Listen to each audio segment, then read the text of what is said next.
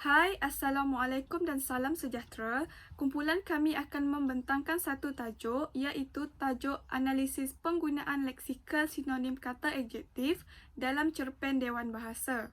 Sebelum itu, elok kiranya jika saya memperkenalkan diri terlebih dahulu.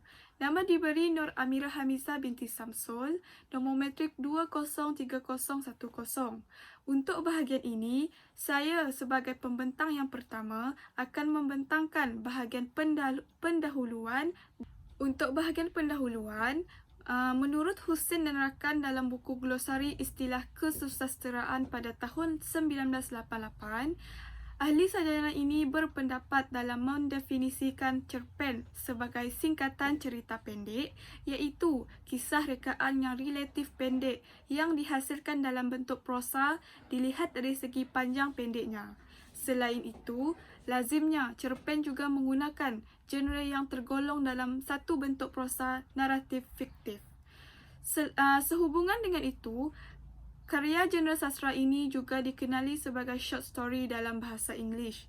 Cerpen mempunyai ciri-ciri yang tersendiri seperti mempunyai jumlah patah perkataan dalam lingkungan 500 sehingga 200,000 patah perkataan, mempunyai satu tema dan persoalan serta penampilan watak dalam cerpen terhad bilangannya. Berdasarkan cerpen Dewan Bahasa yang berjudul The Genealogy of Kings, Sulalat Al-Salatin, hasil karya daripada seorang penulis yang bernama Tun Sri Lanang, terjemahan oleh Muhammad Haji Saleh. Pengkaji akan menganalisiskan penggunaan leksikal sinonim kata adjektif dalam cerpen ini. Kisah cerpen ini lebih tertumpu kepada tema kedaulatan keturunan raja-raja. Sehubungan itu, kandungan penceritaan dalam cerpen ini mempunyai beberapa penggunaan leksikal sinonim kata adjektif yang memudahkan pengkaji untuk mengenal pasti dengan lebih mendalam lagi bagi menyempurnakan hasil kajian ini. Untuk bahagian definisi pula, saya akan menerangkan 4 definisi iaitu definisi makna leksikal, definisi sinonim, definisi kata adjektif dan yang terakhir sekali definisi sinonim. Untuk definisi makna leksikal, menurut pendapat Cher pada tahun 2009, Cher beranggapan bahawa makna leksikal adalah merupakan satu bentuk perkataan yang diturunkan dari leksikon iaitu kosakata dan pembendaraan kata. Sehubungan itu, makna leksikal juga dapat dikenali sebagai makna umum ataupun makna kamus bagi sesuatu perkataan atau istilah yang tertentu. Secara tidak langsung, makna-makna yang terdapat dalam kamus secara lazimnya dikenali sebagai makna leksikal kerana makna tersebut berfungsi tanpa melibatkan sebarang penggunaan dalam ayat. Seterusnya, untuk makna sinonim pula, menurut pandangan O'Grady pada tahun 2000, beliau berpendapat bahawa sinonim merupakan perkataan yang berlainan bentuk ejaan atau bunyi tetapi mempunyai makna yang sama atau hampir sama. Selain itu, bagi makna sinonim pula juga ialah merupakan perkataan yang mengandungi makna yang sama ataupun kata yang seerti. Namun begitu, secara keseluruhannya, tidak semua perkataan yang sama.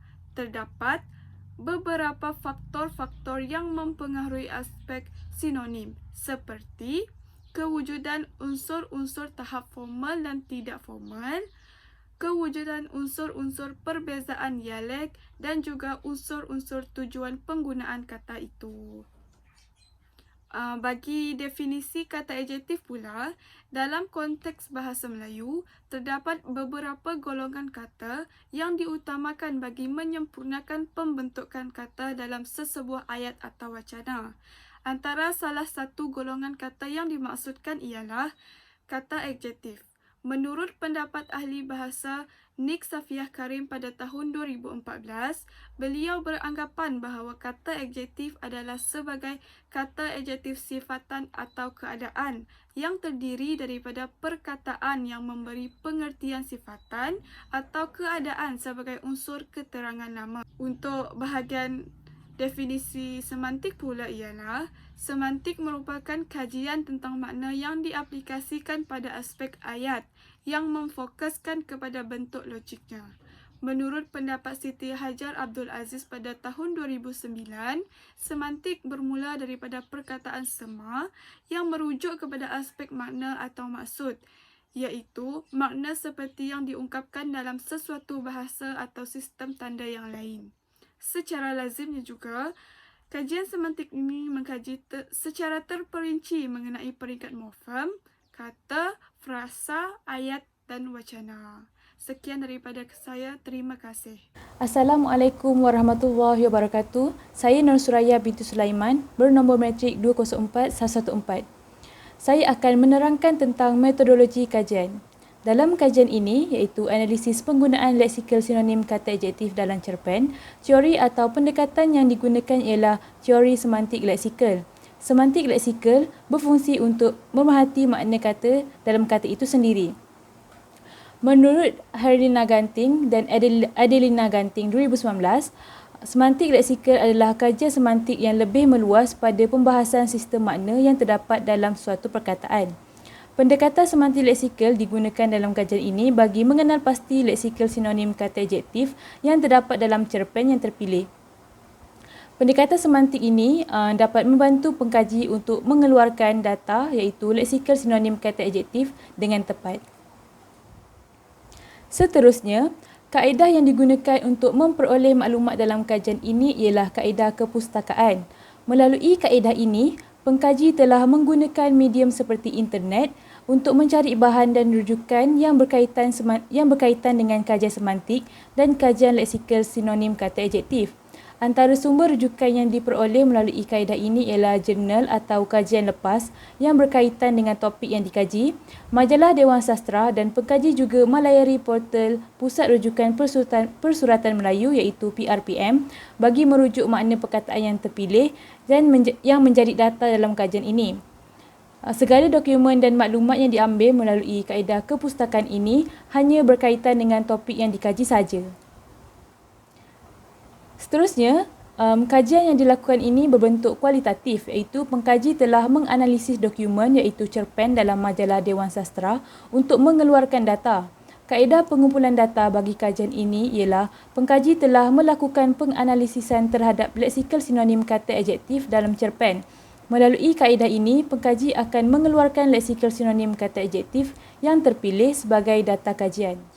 Baiklah, bagi bahan kajian pula, cerpen dalam majalah Dewan Sastera April 2021 dijadikan sebagai bahan kajian dalam kajian ini. Majalah Dewan Sastera ini mempunyai 96 halaman tetapi pengkaji hanya menganalisis bahagian cerpen saja iaitu halaman 71 hingga halaman 94. Berdasarkan majalah tersebut, pengkaji telah menganalisis leksikal sinonim kata adjektif dalam 4 cerpen yang terdapat dalam majalah tersebut. Baiklah, antara cerpen yang dikaji ialah cerpen Gelandangan Vaksin dan OKU karya Fuzail halaman 71 hingga 80. Cerpen Langa karya Ruhaini Makdarin halaman 81 hingga 87. Cerpen Si Penghitung Waktu karya Muhammad Khalid Hamzah halaman 88 hingga 90 dan cerpen Selumbar di Bawah Jari karya Wan Nur Azrik halaman 90 hingga 94. Assalamualaikum warahmatullahi wabarakatuh. Selamat sejahtera. Nama saya Siti Syairah Wika Furqani dengan nombor matrik 201814. Saya akan membentangkan dapatan kajian objektif 1 dan 3 bagi analisis penggunaan leksikal sinonim kata adjektif dalam cerpen.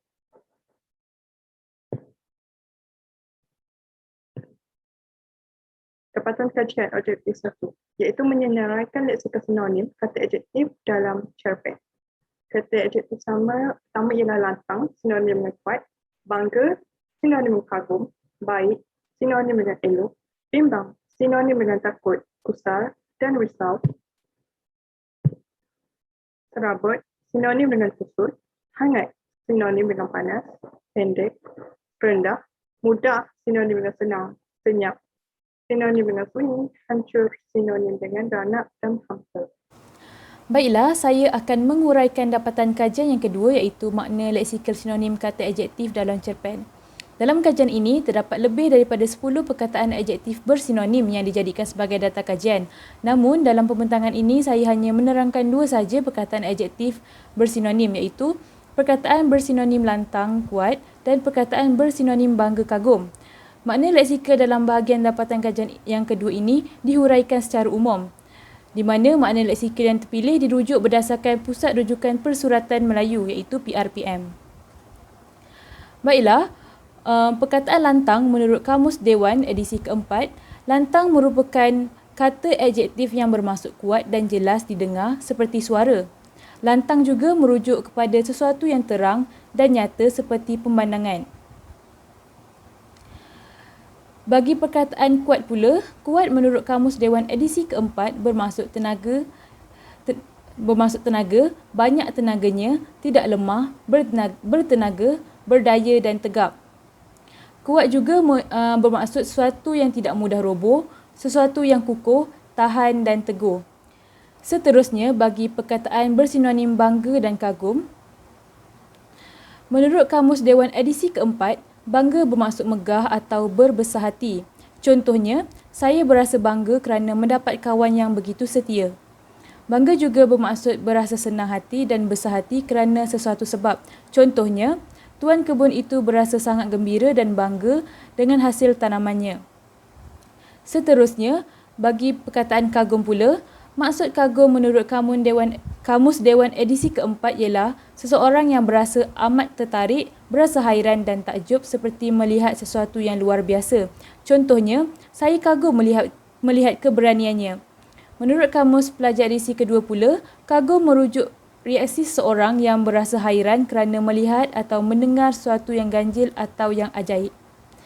Itu sahaja daripada saya. Sekian, terima kasih. Dapatan kajian objektif 3. Menguraikan tujuan penggunaan leksikal sinonim kata adjektif dalam cerpen. Maksud yang digunakan bagi kata adjektif dan sinonim ini adalah berdasarkan tujuan penggunaan dalam cerpen yang bersesuaian dengan tujuan penggunaannya. Contohnya, kata adjektif lantang. Kuat atau jelas kedengaran untuk Kamus Dewan Bahasa Pusaka. Sinonim kuat bermaksud sesuatu yang lantang, kencang dan deras. Perkataan lantang ini ditemui dalam dialog cerpen kelandangan vaksin dan OKU iaitu vaksin COVID-19 telah dipolitikkan dengan cukup lantang oleh tentera. Kerana sinonim pula, kuat ini ditemui dalam dialog cerpen kelandangan vaksin dan OKU juga iaitu menirah bersuara kuat untuk menyaingi suara Hamidun di video WhatsApp. Tujuan penggunaan lantang dalam cerpen ini adalah untuk menyatakan pelaksanaan sesuatu perkara yang disebarkan secara meluas serta jelas dalam menegakkan sesuatu kebenaran yang bertepatan dengan tujuan penggunaannya, iaitu cukup lantang oleh tentera. Kuat pula dalam sinonim ini ialah menira bersuara kuat. Jadi, tujuan penggunaannya dalam cerpen adalah kuat ni untuk menyatakan penggunaan nada suara yang tinggi dan menunjukkan watak itu mempunyai kepribadian yang kuat.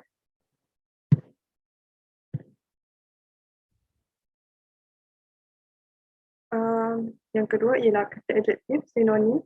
Kata adjektif bangga yang bermaksud megah atau berbesar hati. Sinonim pula kagum, reaksi yang bermaksud reaksi seseorang yang takjub melihat sesuatu yang ganjil.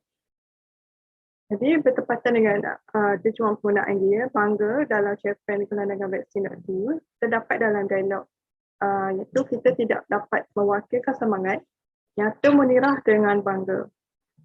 Bangga di sini, tujuan penggunaan dalam cerpen ini adalah untuk menyatakan perasaan atau semangat yang menggambarkan keyakinan diri seseorang.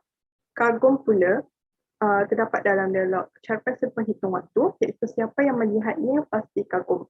Tujuan penggunaannya dalam dialog ini adalah untuk menyatakan perasaan yang menakjubkan, menarik perhatian apabila melihat perkara yang dinyatakan oleh watak dalam cerpen ini.